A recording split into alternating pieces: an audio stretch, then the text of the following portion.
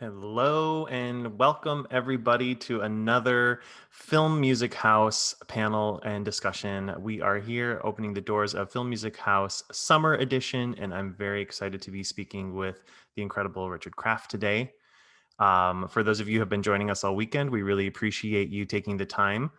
After this panel, we will have another panel on music for the animation starting at 11 a.m. Pacific Standard Time. A big thank you to Perspective Forum for giving us the platform to bring all this amazing content. And a big thank you to Adonis as well. We have 10 other pre-recorded panels that we've been releasing throughout the weekend. So please make sure to go to the Perspective Forum and check that out. And you can see all sorts of different topics and discussions on film music. So Richard, why don't you hop on and join me and let's have a little chat. I look forward to it. Howdy. Hi, good morning. Morning. I'm reporting in from a little French bistro for our breakfast chat. I'm in a real environment. This is my library. And since it's breakfast, I have my Lucky Charms. Ooh, yeah. They're magically delicious. I just brought some coffee, my Harry Potter mug, espresso Patronum. Very good. Anyways, well, I'm excited to have this chat with you. I really wanted to kind of paint a little picture about your career and how you kind of got to where you are. And then we're going to have some questions with the composers that are in the audience that have anything that they want to know. So for those of you that are watching, if you are wanting to ask any questions, please feel free to throw it in the chat, or there's a Q&A prompt in the bottom of where Zoom is, where you can kind of see the chat room and the Q&A. So feel free to drop that in there and I will grab them as we have our little talk. So let's start at the beginning, Richard. What were you doing before you became an agent? I was living in Bakersfield, California, which is 2 hours from LA, but it might as well have been 2 million miles from LA because it was kind of a cowboy town and didn't really fit in. But my dad loved movies, so he would drive us to screenings of old movies in LA. And one day he showed us Adventures of Robin Hood. We saw it at a theater. And right before it started, he said, listen to the music. I go, are they going to be singing? And he goes, no, there's this great music in the background. So I was very lucky to have a dad who knew who Eric Wolfgang Korngold was. And as a little kid, I heard that music and it was like, oh my God, I love this stuff. And my dad was a book collector. So we would go to, there were 4 thrift stores in Bakersfield, and he would go on a treasure hunt every weekend. And he would take my brother and I, and he'd let us buy any record we wanted because they were either a nickel or a quarter. So I would buy anything that said original soundtrack. I had no idea what the movies were. I had no idea who the composers were. I just loved listening to this music. And I noticed the ones written by a guy named Jerry Goldsmith tended to be better than the other ones. And then I started developing taste. And it's like, oh, that John Barry guy, he's really good. And so by the time I was out of high school, because we were like, as I was growing up, we traded soundtracks with people around the world. It was an obsession. I had thousands of soundtracks by the time I was out of high school. And I'm not a musician, so I did not know what to do, but I wanted to be in show business, whatever that meant. So I moved to LA. I got a job passing out free movie tickets on the street corner for recruited screenings of movies. Someone I worked with got a job in the publicity department at a low budget film company, Canon Films. They needed someone to operate the Xerox machine. I was qualified to hit the button. I then started reading the material I was Xeroxing, and it was so poorly written because the people running the company were Israeli and English was not their first language. So I volunteered to rewrite all their publicity material at night. And then that led to me interviewing directors on Canon movies for press material. One of the directors was doing the temp track for a movie, and the music was horrible when I was interviewing him. I said, I have better records for you to choose from. I'll bring them in tomorrow. I came in with a stack, mainly Jerry Goldsmith music. Yeah. And he said, do you know how to operate this editing machine? I lied and said, yes. And he goes, well, why don't you do the temp track for this movie? So every night after my Xerox job, I volunteered to temp track movies. And then eventually the head of the company said, you do the music. You are now head of music. I was still Wow. working at minimum wage, but I was head of music and got to hire film composers. Wow. That's amazing. It was wacky. And one of the composers I worked with was Omar Bernstein, who I had interviewed. I left out when I was a kid, like 7, 8, 9, 10 years old. My parents would drive my brother and I to film composers' houses and drop us off to interview them for a little fan Xerox thing. And so it seemed normal to drive my parents to drive us to Elmer Bernstein's house and say, we'll pick you up in a few hours. And then there was Elmer Bernstein, who was so kind, got to work with them at Canon Films. I discovered there was some shady business going on there. I got fired when I blew the whistle on it, called up Elmer Bernstein, said, now what should I do? He goes, you know so much about film music. Why don't you go work for my agent? And so I got hired to be a receptionist at his agent's agency. Very nice. Very nice. And then eventually, well, first of all, I want to know, where are all those soundtracks that you They collected? are, that is a great question. We just moved offices right before the pandemic. They used to be in my old office. They're in storage, awaiting my triumphant return to my office. Amazing. And do you like display them? Are they like a prized Yeah. collection of yours? Oh, yes, absolutely. And I do not have a working record player. So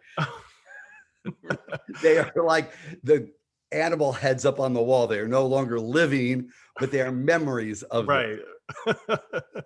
So those of you watching, if you want to surprise Richard, get him a record player. He needs Oh, one. no, do not uh, give a record player to someone who will use it. True, Because true. the one thing I have no shortage of now, and it's so exciting, is the ability to listen to music. I mean, I think of the weirdest stuff from my record collection, and somebody has posted it on YouTube. So when I can't sleep, I deep dive into really obscure Ennio Morricone scores. Yeah. Give a shout Yeah. out to just one that you want to Oh, the drop. one everyone watching should find is a movie called When Women Had Tails, a caveman sex comedy scored by Ennio Morricone. And I'm just going to jump all over the place. For a 20-year period, Ennio Morricone averaged 19 movies a year. And they are some of the greatest scores and some of the weirdest scores ever written. And to me, it was a real testament to don't be precious with your music. Morricone just exploded with so much music, so much experimentation. And most of the movies are horrible, which is also proves you can write great music for horrible movies. We now think of Morricone as the guy who did The Mission and all these classy, wonderful films. He was doing caveman sex comedies. Great. That's a great perspective to pull back and be like, you think of somebody as this one thing, but of course they've had a whole road to get to where they are. Absolutely. I was once talking to a composer. He goes, I want to do a movie like Schindler's List. Then I go, the way to get Schindler's List is do Gilligan's Island and do Gidget Goes to Rome and play on other people's scores, because that's actually how John Williams got started.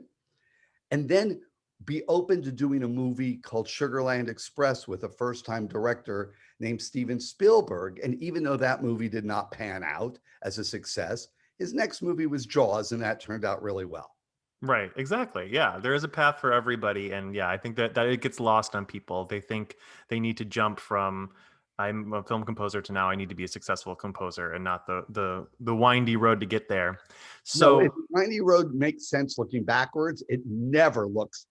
I've never seen an opportunity that has a sign above it that says opportunity. right. It's just um go ahead. Sorry, Okay, I do so babble a lot. no, it's okay. The I'm hyped up on Lucky Charms. good.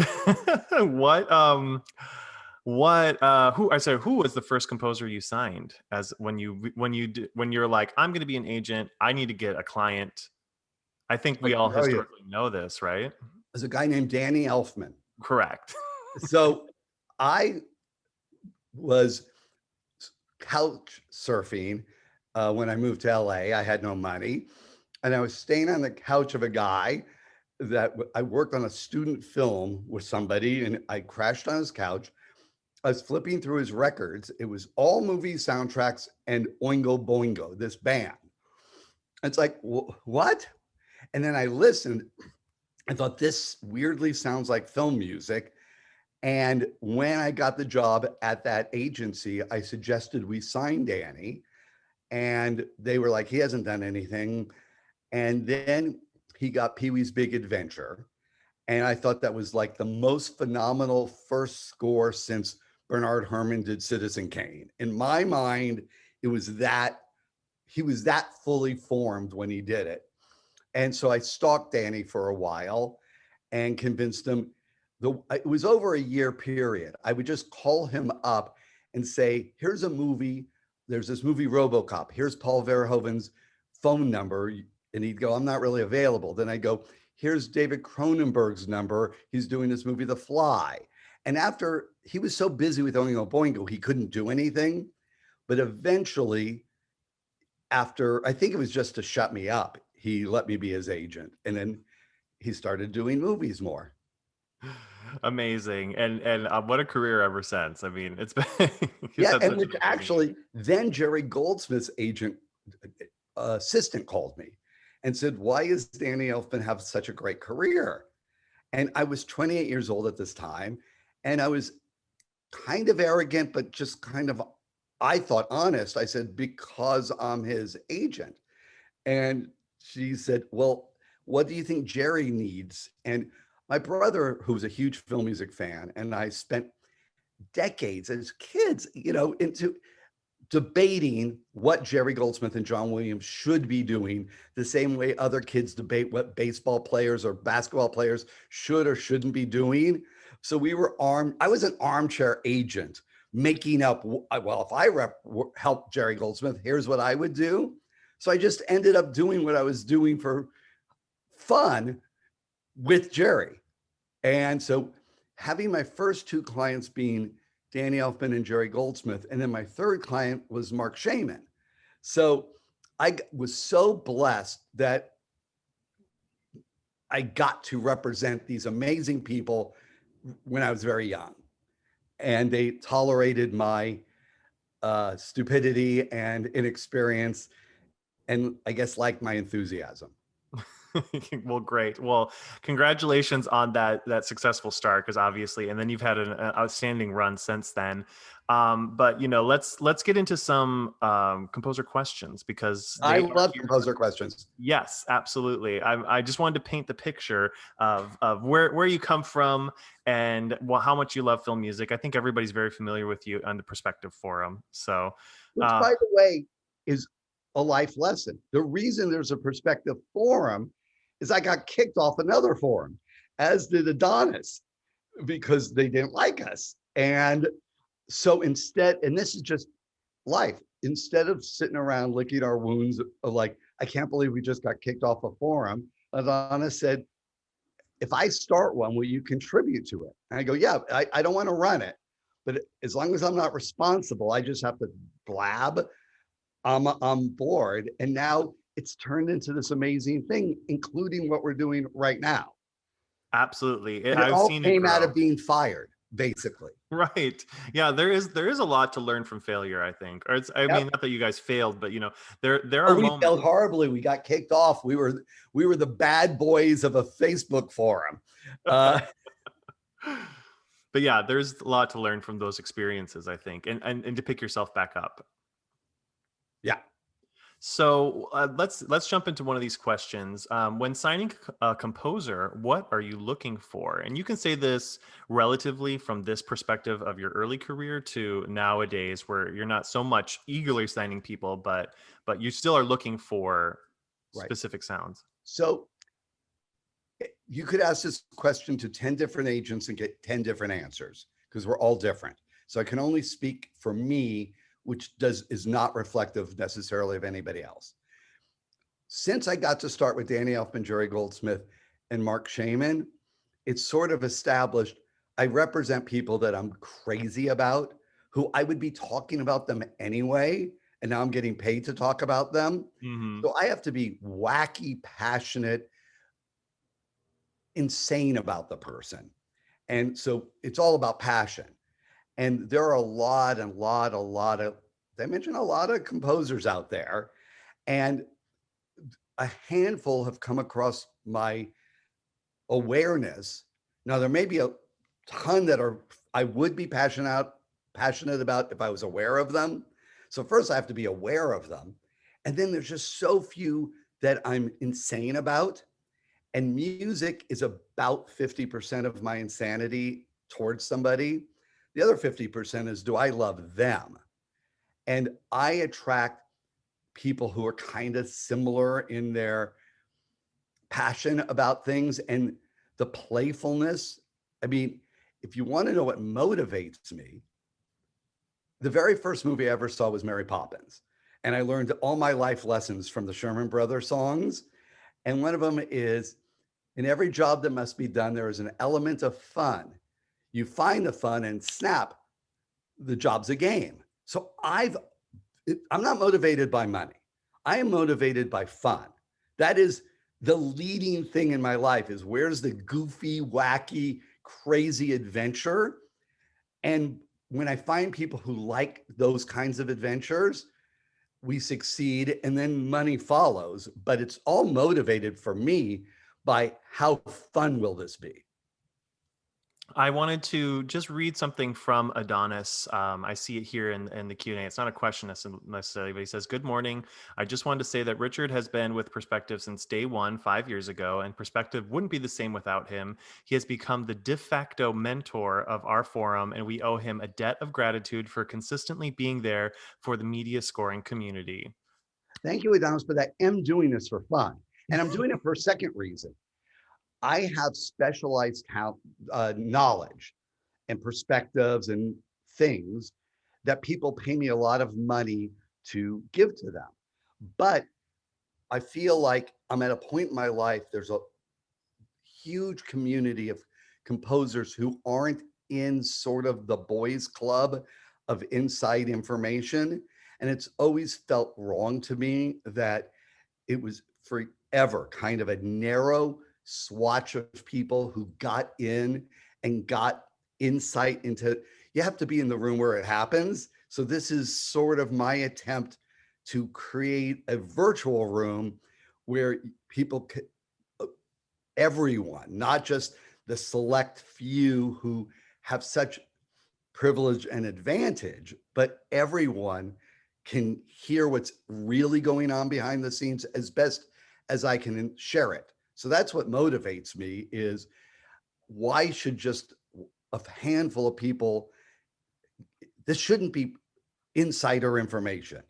It should be information everyone gets, and then they can decide what to do with it. Yeah, and your passion for the community really came across with Soundtrack of Our Lives, because that was an incentive built on fundraising for musicians that were hurting during COVID-19 and bringing together an incredible swath of the community onto this video. Can you just talk a little bit about how that kind of sparked in your creative brain and how it all came together? Well, Peter Rodder, the contractor, and I were talking daily just to cheer each other up at the outbreak of COVID. And neither him nor I like to sit around bemoaning, I am not a grouser. So it's like, Peter, we got to do something. And what do we got? We're not leaving our houses. Why don't we make a show that celebrates our community? And from this entire thing was made through the help of, we put together a team of folks like you and other publicists and people with experience in production and post-production. And we had, I think, about 75 composers contribute towards it. And it painted such a good picture. And then, because for me, it's all about the fun, we made musical numbers. We created so much stuff all from this room. And it was,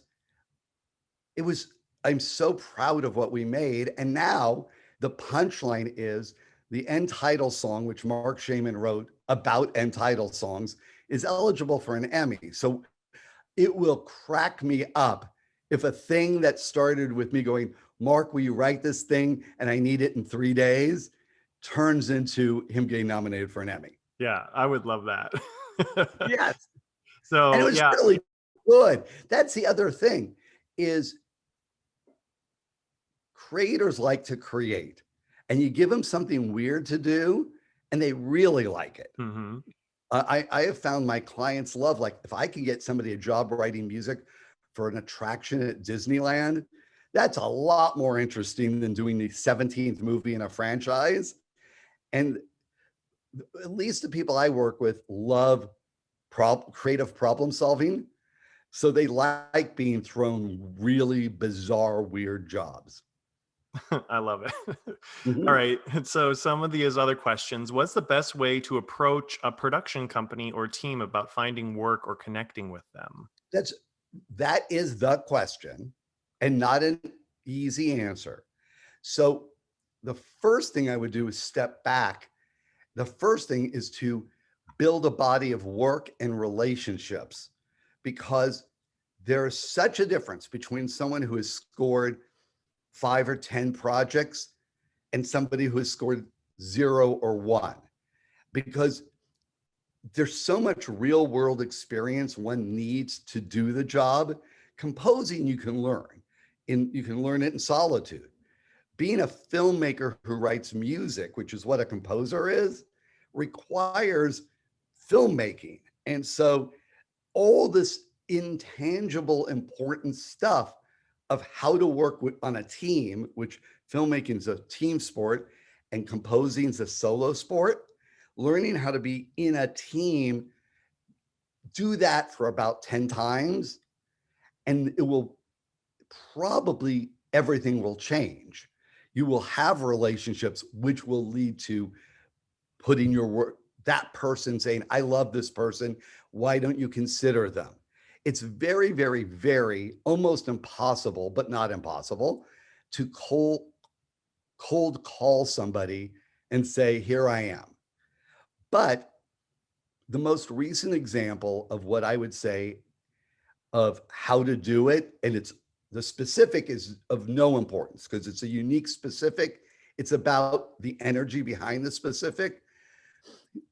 I signed 3 years ago, I signed a 16-year-old composer, Emily Bear, because she is a pianist and I directed some shows at the Hollywood Bowl and she was recommended to perform.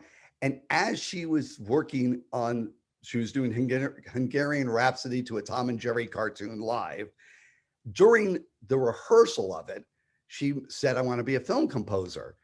And I go, what do you have to show me? And she didn't have very much. And I said, well, why don't you find some animated shorts on the internet and rescore them? A week later, she shows up with these incredible scores, so I knew she was going to, she had the stuff. She was so talented and the personality, the drive. And so in January, a friend of hers went on TikTok and said, what if Bridgerton was a musical? And they proceeded to write an entire musical of Bridgerton, which they don't have the rights to, and Mhm. posted on TikTok these incredible songs, fully produced. They make live things of them writing the songs. And from that, they've gotten so much publicity, none of which they pursued. And now they've been signed to a huge Broadway show, a film musical from a major producer, and a TV series. And it's all, none of it was calculated, but the right energy is make stuff. Stop thinking about it. Stop posting memes about how music's devalued. Stop grousing. Just make a bunch of stuff. It will probably find somebody, and especially make stuff with filmmakers. Come up with ideas and find filmmakers and bring them into your circus of, I've written this music and I'd love if you direct this video and I'm going to do this and I'm going to be the engine and not the caboose. That's great advice. I'm just going to jump in really quickly with a personal story because I am a huge nerd. If those of you that follow me on social media know, and I started a podcast on X-Men because I love comic books and I love X-Men. Cut that was a year and a half ago, and cut to now, I just did this big online virtual experience with Marvel, and they endorsed it and helped me out, and they just wrote me this really nice note saying how they really loved what we did. And so that was all due out of passion and joy. And to work with a brand like Marvel, being a nerd like me, I never thought a year and a half ago or 2 years ago that I would be at this point. So do what you love, But push I it. would think you would based on what you just said, because there's such a small percentage of people who are doers, and there's a lot of dreamers, which is really important. Like my idol growing up was Walt Disney because I saw his TV show and he had a desk and a telephone. So he clearly had a job, but his job was making castles, but he had to work with Teamsters to make the castles. So I love how business and art kind of all mush together, but there's a million people who can dream up castles, and that's important. But how do you actually turn the castle into a reality? You have to be interested in making stuff. And the more you make, it's not, it will, it is why you're going to succeed. It's the person you met, the person who saw the thing you did. It's There's a lot of luck and kismet involved, but you greatly increase it if you are an X-Men nerd and put something together because you could not put it together. And then um, it, it, it, it comes together in ways you're not even creative enough to imagine how it's going to come together. Yeah, and just to go back on the initial question as far as the advice on approaching production companies, just some useful tools that I've learned, because there's a composer named Giona Ostinelli who just did the Witcher Netflix series and whatnot. And he started his career by contacting production companies over IMDb Pro and just cold calling, emailing everybody. But he went way down the list. A lot of people think, well, I'm just going to reach out to Disney and Fox and Sony and everything, and they're like, I'm not hearing back, I feel like I'm not doing anything. But he went way down the list and just started working. He would do like 8 films a year because he was just adamant on getting himself in front of these people.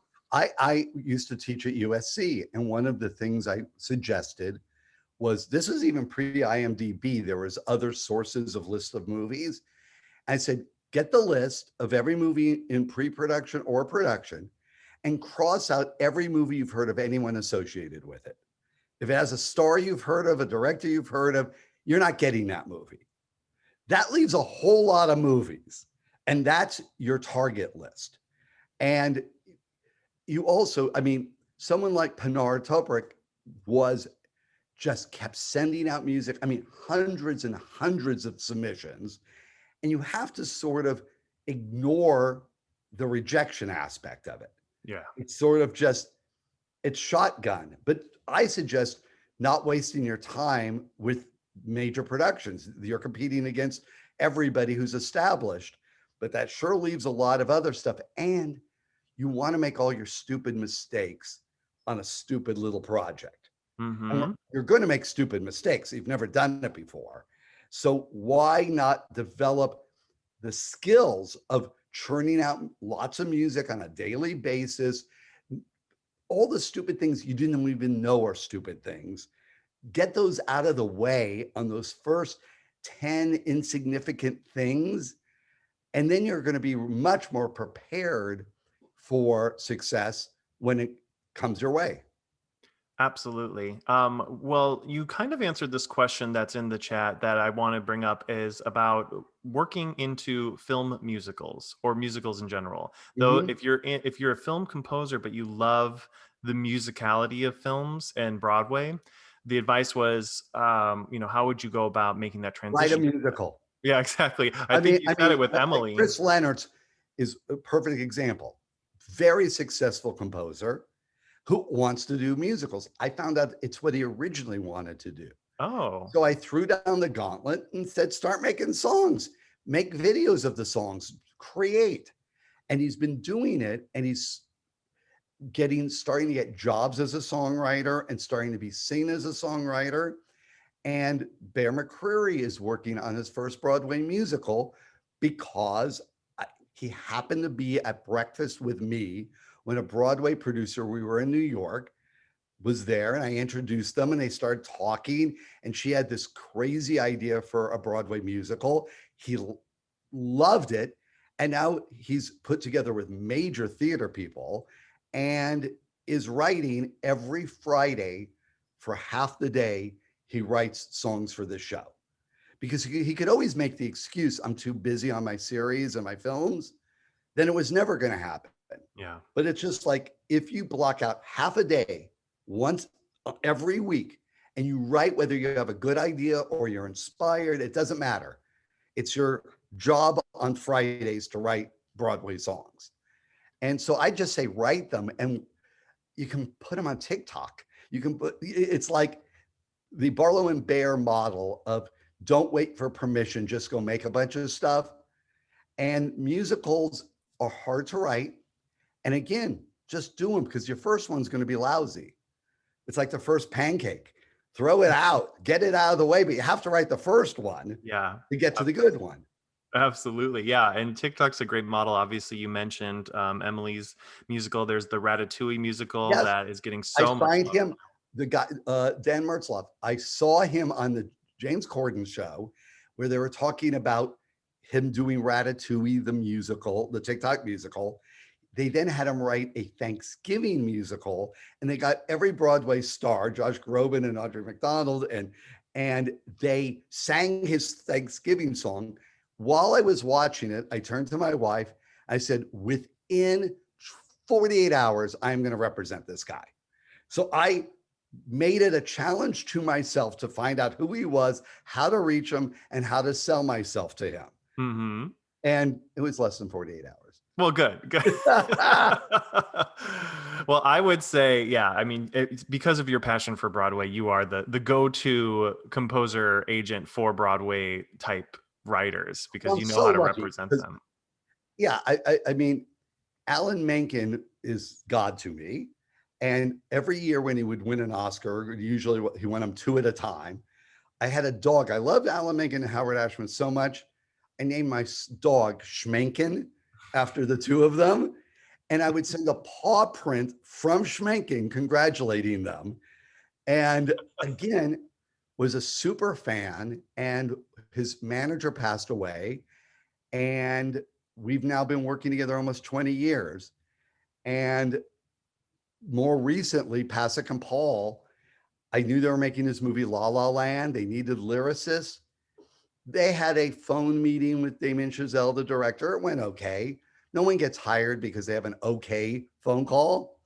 So I said, fly out to LA, because they're in New York, and pretend like you just happen to be here and ask to get together. And they said, well, can you guarantee we're going to meet if we fly out? I go, oh, no, I can't guarantee you'll get the job, but I can guarantee you won't get the job if you don't fly out. And on the flight, because he'd given them the music of City of Stars, they wrote the song City of Stars on the flight to LA on spec. And then it all worked out, and now they are beyond. Yeah, exactly.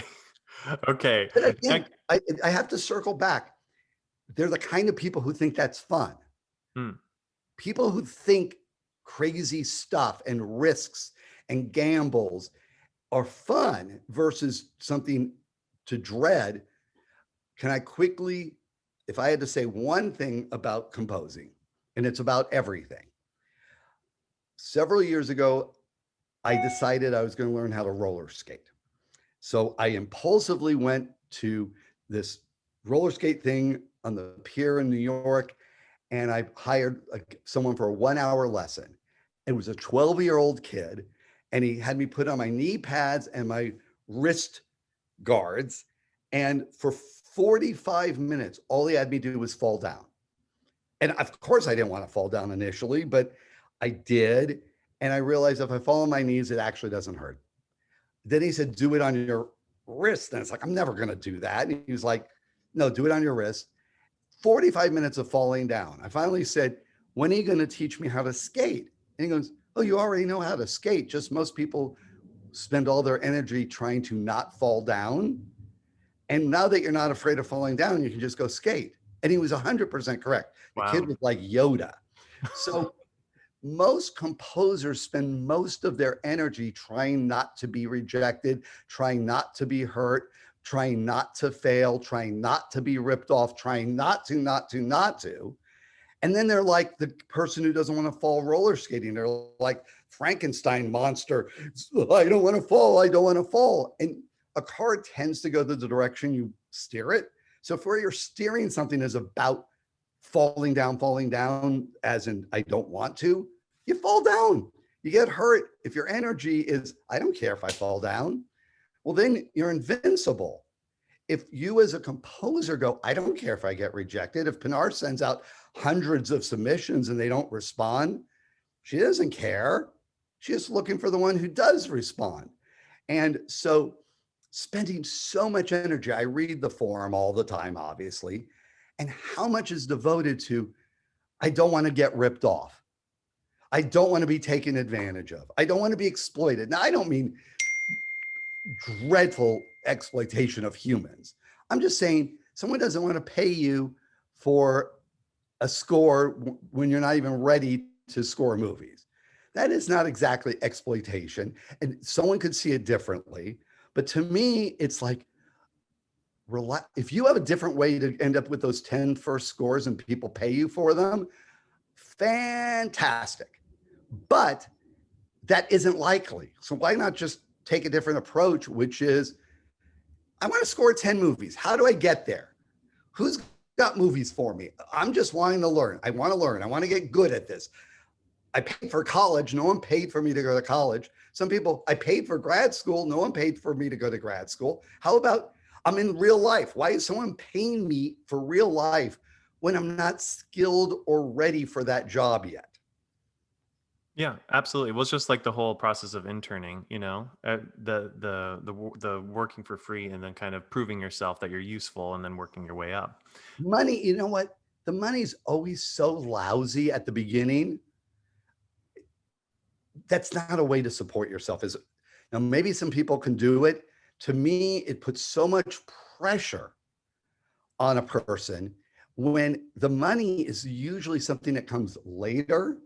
So finding a way to support yourself, hopefully in something that's interesting or fun or musical, great. But you're really not, in most cases, going to be able to support yourself from your earliest experiments. And if you could stop thinking you're supposed to and the world's against you because they're not in agreement with you, it's just like almost like sonar. Where's there an opportunity? Where's an opportunity? Opportunity, go for it. And the world looks very different 10 movies into a career. Absolutely. All right, I want to get through more of these questions. Okay. I would love to know, how can composers help their agents help them? Wait, I just had to respond to something. No worries. Okay, I did my response. Say it again. The question is, how can a composer help their agent help them? Oh, So what can, yeah. what a good question. It's making them aware, like, I just read about this project and I worked previously with the editor or the music editor, or making us aware of a connection that we may not be aware of is useful. If you say, you may not know this about me, but they're making a movie about so-and-so subject matter, and I'm actually an expert on this. I have so much music that most composers wouldn't have. This is a movie set in a location or something that I wouldn't be aware they had a treasure trove of music for it. Or I read about this project. I'm so passionate about it. What can I do to get the job? And then if it involves crazy stuff like get on an airplane and pretend like you're in LA, then follow it if you're that passionate. But it really is a team effort. It's a partnership. And I really like when clients have ideas of something specific. The general, I want more money, I want more work, I want to do bigger movies.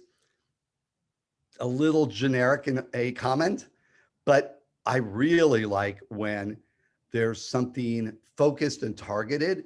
And I love pursuing projects with clients that when they don't get them, they say my three favorite words, which are shit, fuck, next. And I love that thinking, which is, it is disappointing for a moment that the thing you worked really hard didn't pan out. But it's like, it's really important to, as quickly as possible, get to the next, because there's always a next. Great. Going through some of these questions. Aaron Berkson, your question, I will read it as it is, but it's a bit confusing for me. So maybe you might want to send a clarifying one. It Oh, says, no, I'll just give an equally confusing answer. great. As you have fostered many different composers' careers, have there been patterns of how they have broken through or taken a step in their career? Or is it completely different every time? And have you seen this change with changes in technology? That's a very good question. I would say the universal answer is the pattern is music makers making music. It's sort of like the people who are sort of feel like they're fire hydrants of music, like they could just pour it out all the time. It's a lot easier to have that connect with something if there's abundance versus lack. Lack usually does not, lack is very related to fear, and abundance is very related to love. And it's an energy. If your thing is, there's plenty of jobs, there's plenty of music. I think it's almost always composers who are helpful to other people are the ones who succeed. There's something about the generosity of spirit of people that not everything's a calculation of what's in it for me, but the ones who volunteer. Elmer Bernstein was so much more interested in the careers of young composers by the time I met him than he was about his own career. And he was the kind of guy who would check in to see how I was doing. I was nobody. I was a pipsqueak making minimum wage. Why does he care? But and then I got to be his agent. And there was this weird, oh my God, I get to help the guy who helped me. So the answer to that question was the pattern seems to be outpouring of help, outpouring of product, outpouring of ideas, and not a deep attachment to the outcome of them. And so that way it's sort of like, hey, I made something, I threw it out in the world. Next. And something maybe like your X-Men. It may come back in some completely unexpected way.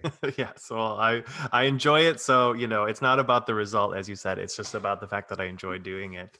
All right. Well, yesterday we had a panel on with a music executive, showrunner, and music supervisor. I watched some of it. It was really good. Thank you. Thank you. And it was all about hiring a composer. And it was pretty clear that they do not necessarily make hires by unrepresented composers.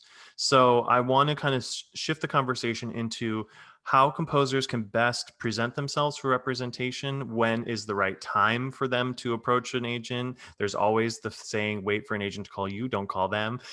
So let's kind of dive into your thoughts. They exist because it's largely true.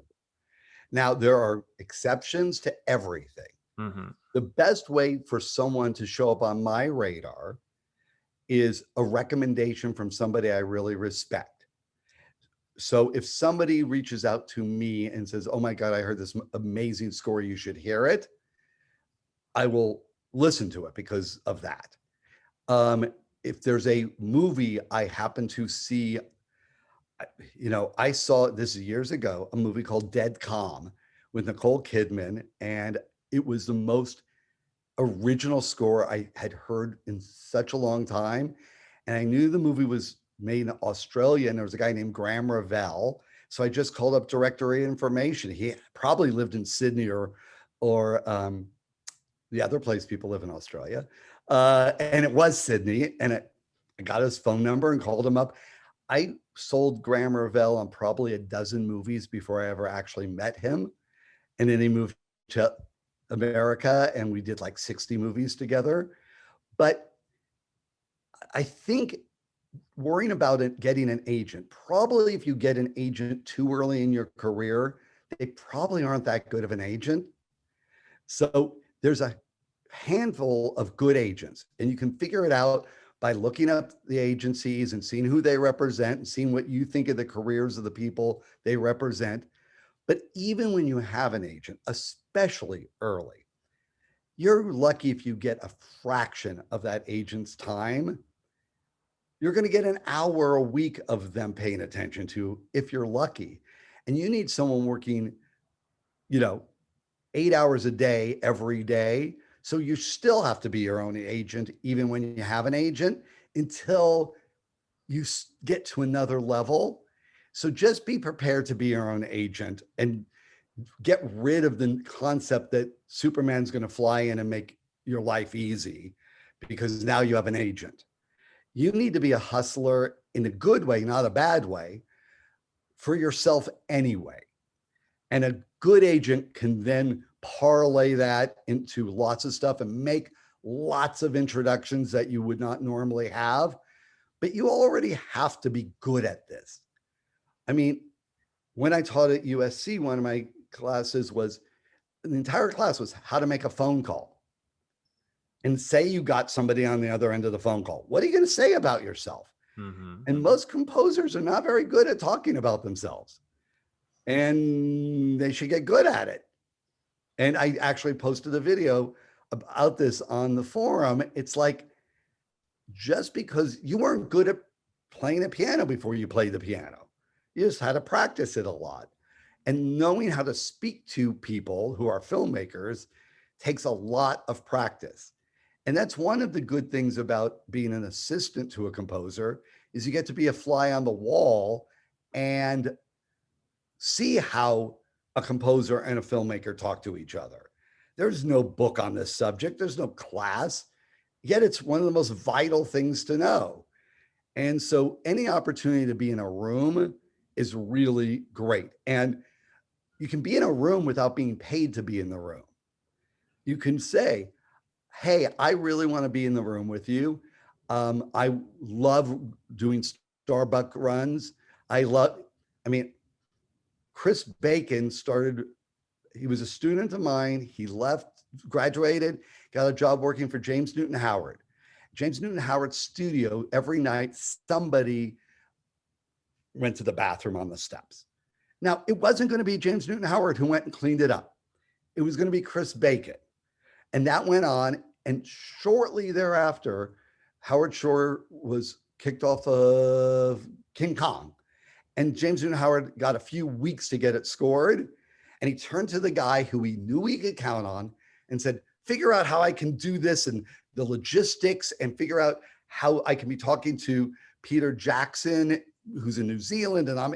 And he trusted Chris because he knew Chris literally would deal with the poop. And volunteer to help people with their poop, hopefully not literal poop, but be of service to somebody else. Help out another composer. Don't go to another composer and think, what's in it for me? Think, how do I make that person's life better? Mm-hmm. Yeah, absolutely. Joe Trapanese has that as an example because early on in his career, I'm going to very simplify and paraphrase this, but he worked for Christoph Beck. And one of the things that was most valuable to Christoph Beck was that his chords were all over the place in his studio. And Joe's like, I'm going to completely organize this so that when you come in, it's going to look fantastic. And like, you know, it's just that early career, super helpful, never would have asked for it, but just saw that there was an issue and saw that there was, you know, it could be organized better and offered that service. Be the answer to a question that they don't even ask. Yeah. If you can figure out what the question that they don't know they need their chords cleaned up. You know? Yeah. If you can be insightful into what somebody else needs, and also, I remember when I was at SC, they'd meet all these big composers. Then a composer who was making $1 million a year off of animation and TV stuff wrote his phone number on a board at my office and said, if anyone wants to uh, come and help out, give me a call. No one called him. No one. They didn't, he wasn't big enough. They wanted to all hang out with the famous composers who probably weren't going to be in a position to do anything for them. And there's just this, when you're on the outside, you probably only know 20 composers' names. There's a lot of working composers who could use their cables bundled up nicely. Absolutely. One question that has been repeated here is Los Angeles. Is that a necessary hub to be in your opinion? That's a great question. I'm going to give you the pre-pandemic answer. Yes, you have to be at a hub. If you want fish, you have to go where the fish are. London, New York, LA. It's like that's where the filmmakers are. That's where the productions are. I think post-pandemic, it's going to be a little different, but I'm not sure how different. I think we're all anxious to get back out and hang out with people. And we're kind of sick of this Zooming. Now, I think it's never going to go back to how it used to be. So Zoom communication will be acceptable at a higher level. But why would, if you're a filmmaker in Los Angeles, why would you go, unless you were in love with somebody, why would you look beyond the talent pool? That I just got a call yesterday. They're replacing a composer on a TV series. Who's available to start next week? I'm not going to think of people that don't live in LA. Absolutely. It's a great answer overall. And I think great advice to people, because I think a lot of people are trying to find reasons not to be in a hub, whether it's LA, New York, London, or whatnot. Yeah, and look, there's always an exception to every rule, but I think I know what I would do. Go where the fish are. Right, exactly. Get on the plane and go pretend you're in LA. Yes. Even if you don't live there, just Oh, I've had clients who do not live in LA who have completely faked their career with the premise they live in LA. And they have a working studio they use of somebody else's studio for when they have to have meetings. But those people have to be willing to jump on a plane with no real prospect of the meeting turning into something. And you have no idea how many clients early in their careers I've said, there's a movie in Italy. I think I can get you a meeting if I pretend like you're already in Italy. And they're off to Italy. And they're off to Italy without even me finishing my sentence, because they've already thought I should go to Italy. And I can think of two examples of it, and neither got the job, but they were early in my working with the composer. And then they went way up on my list of people I can call with crazy, stupid, weird shit. So last couple questions from the audience is it's kind of going to combine these all into kind of one similar question. One is, what is your favorite movie genre? Another question is, what makes a score stand out to you? What makes you love it? And how can you tell a composer has found their sound? Those are three. I love musicals more than anything. I love Disney movies more than anything. I'm a very sappy guy. I was very lucky Mary Poppins was the first movie, because it sort of was the template of everything I care about. Yes. I've gone through periods. I used to love horror movies. I'm currently not that fond of them. The music that stands out to me is when it is so, when the music, you would add the words in, like, that is so Bernard Herrmann-esque. That is so Elfman-esque. When somebody's type of music is so unique to them that you would add the words esque to it. And if you could sense early on that there was something I like bold. So there are many films and many composers who can do textural stuff that doesn't overly commit to anything. And it's a great way to score that project. It's just not what I look for. I look for Why do I like musicals? They break into musical numbers. The music's important. So give me a movie where the music matters. And that's when I lose my stuff. It's like John Bryan. When I heard Punch Drunk Love and Magnolia, Mm-hmm. it's like, I have to represent this man. And I did it for free. I said, I'll represent you for free. I just have to represent you. And he still didn't say yes for about a year. I would go see him at Largo where he was performing. And he'd every time say, no, I'm not going to be scoring movies, but thank you. No, no, no. And then finally, I heard he was going to be doing Eternal Sunshine of the Spotless Mind. And I said, you haven't made your deal yet. I'll just do it for free. And then you can see if I like you and you like me. No obligation. And he goes, well, it's hard to turn down a free deal. And now that's how I started working with John Bryan. But I would have been the most miserable man if I didn't represent him, because Punch Drunk Love is such a good score for me. It is like, and it was that perfect, the film and the music, it all came together. There's that cue in Magnolia during the quiz show thing. And just every time you think the music's about to stop, it just keeps going, and it caused me so much anxiety. And if I'm going to have that much of a reaction to a score, I got to represent that person. I love that. And then the last is, how can you tell when a composer has found their sound or has their own sound? I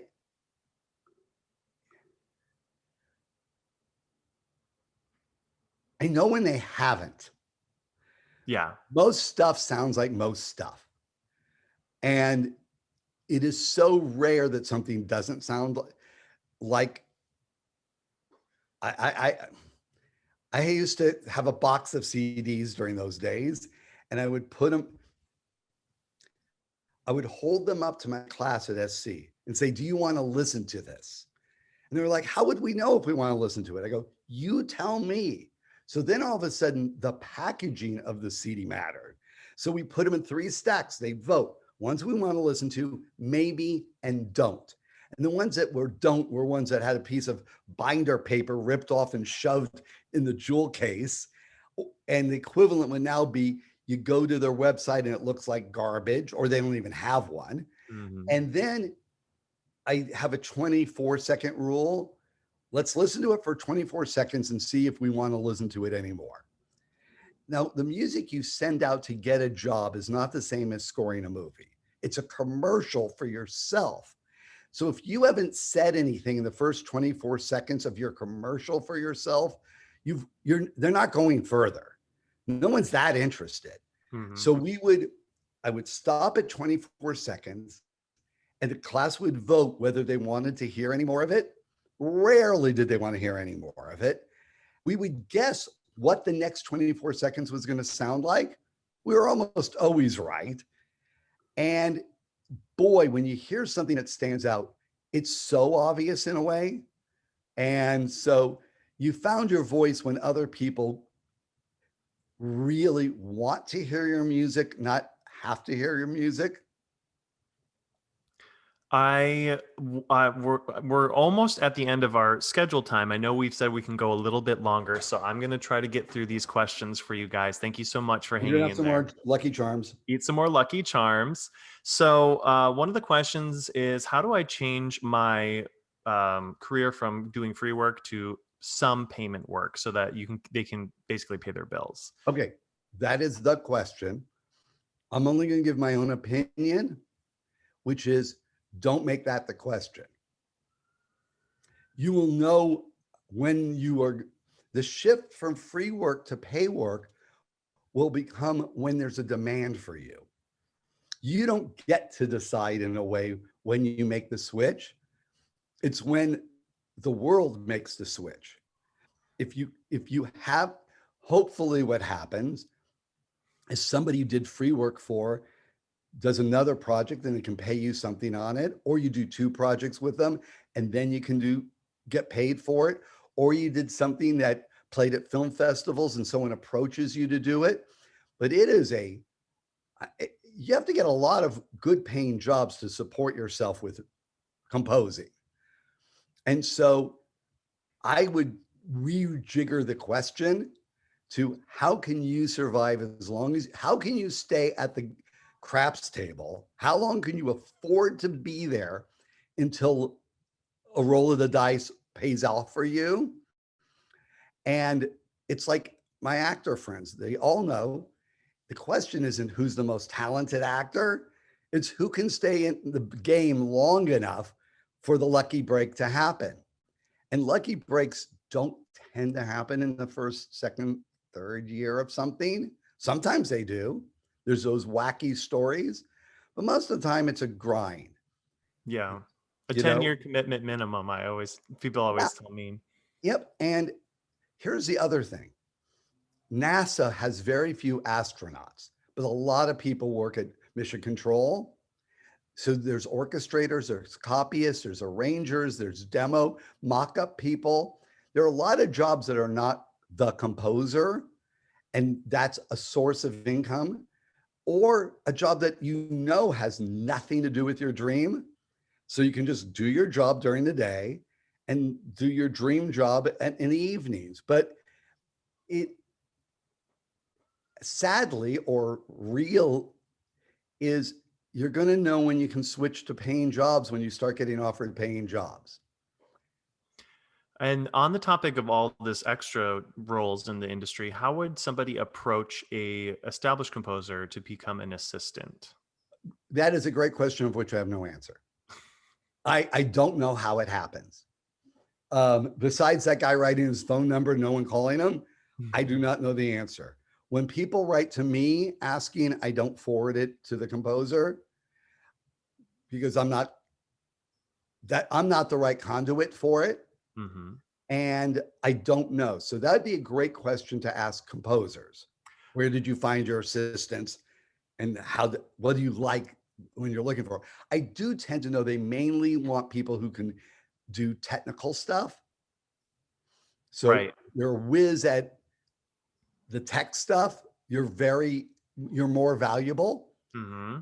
And but it's so case by case, and I would just ask composers. I don't know.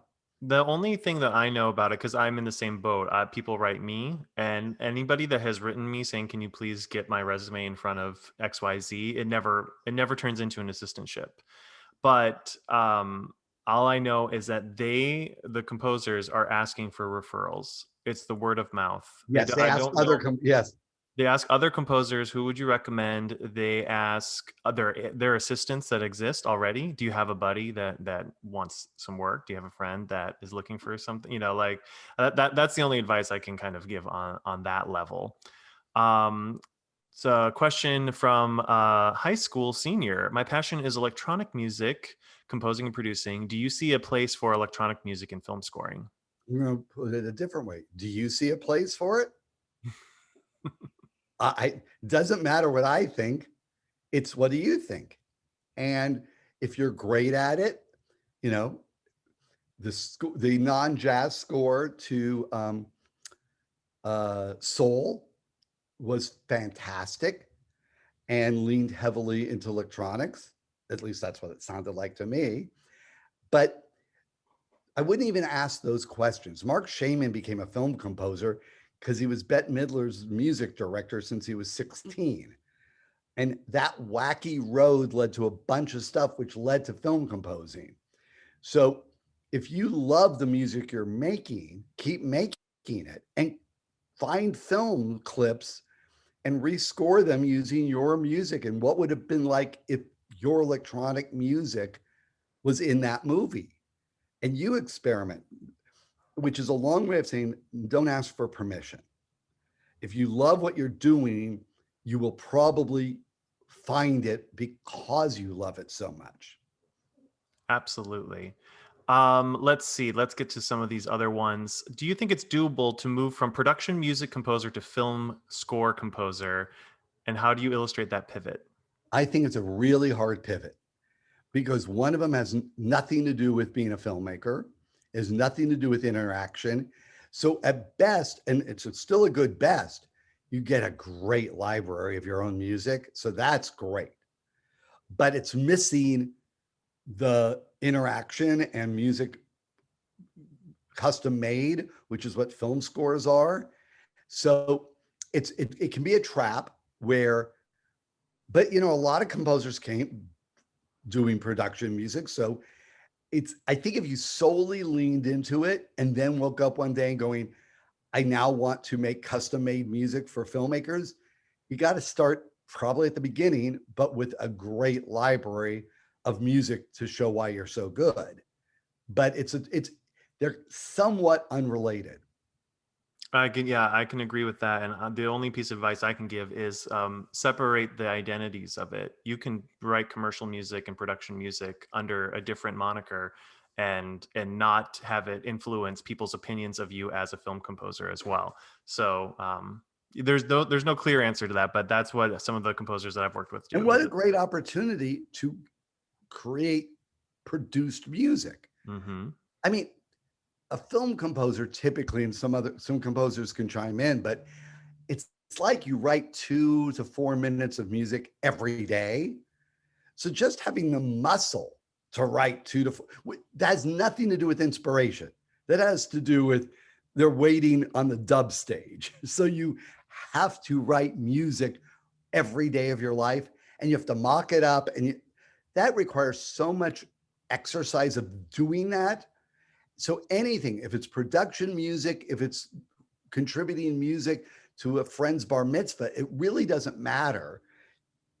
Composers need to compose, and they have to do it daily, because when the big break comes, the last thing you want to do is go, I have no idea how to actually do this. So, two other quick things before we wrap up. Austin Wintry added that the how to find assistants. He says that they often find assistants through referrals. So, I guess we were right on that. Thank you, Yes. Austin. Another quick question was, what kind of conversations bring Kraft-Engel management and White Bear PR into rooms together? Well, this is a great. We often find ourselves each other when we're passionate about helping composers or building up the film music community. I don't know Yeah. if you have an answer to that. Yeah, no, it's exactly the same. It's like if we cross over and have a client who is represented by you, we brainstorm. But my interaction with you has been, oh, this is a guy who really cares about the community. And hence you're sitting in a fake bistro and I'm sitting with the real books. But because why did I get up this morning to have Lucky Charms and talk to people? Because you and I both love sharing and putting people together and celebrating this weird little niche of the world that we happen to put a lot of focus on. Absolutely. Final piece of Final advice. question. Fine, That it's not will even a again, question. I It's a don't, oh, piece of advice. What's a pitfall? What's a mistake composers often make that they should avoid? okay. I would say number one mistake is you're thinking you're further along than you are. It's Great. having no reality check, and everyone thinks their dream is the same as it's happened. And it's beautiful to dream, but get a reality check. You're probably not as far along as you think you are. And don't flog yourself. That's not like feel shitty about that, but instead just have a reality check. Oh, I'm in the early stage of my career. So, what would a person in the early stage of their career be doing versus pumping yourself so far up with indignation about, I hate entitlement in the sense of it. No one owes you anything. You haven't done shit, probably, which is fine. I love people who say, I haven't done shit, but I sure would like to help out. But somebody who thinks they're so much further along in their life, first of all, they're not fooling anybody. So, a kind of the bravado of, I'm this big professional composer and this should be my life. It's like, nah, probably not. Look in a Well, mirror. on that note, thank you so much, Richard, for taking the that time was to that speak. was the most depressing final note. So I'm just going to end it by saying, Lucky Charms are magically delicious. This was so fun doing, and good luck to everybody. Yes, and thank you everybody for tuning in. Go out and make music, as Richard says.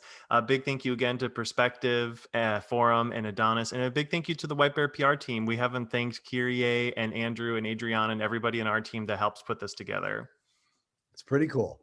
Absolutely. All right. Take care, everybody. Tune in at 11 a.m. for the music and animation panel, and we will all see you later.